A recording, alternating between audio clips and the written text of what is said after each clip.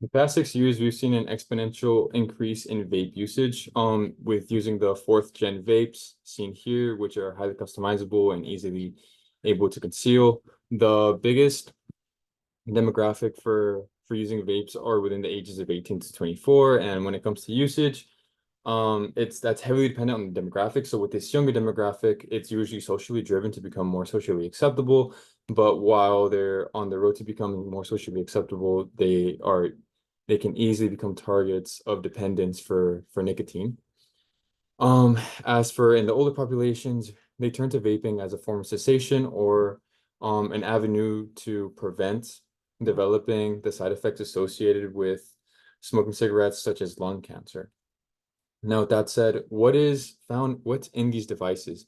So we have vaping fluids, which I'll refer to as e-liquids, which are composed of flavoring, nicotine, sweetener, and solvent. Um, one thing to keep in mind is that with these e-liquids and vaping devices, there isn't a set nicotine per inhalation, which can grant users to grant them access to higher dosages of nicotine, which can in turn increase the rate of becoming nicotine dependent, especially among newer users. One of the components in these e-liquids is propyl glycol, which is represented by the molecule seen here.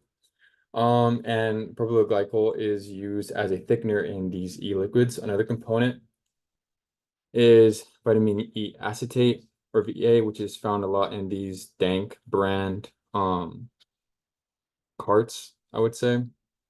And something to keep in mind is that VA can comprise up to 90% of the e-liquids, which becomes bad because VA can accumulate in the lungs and in the alveoli.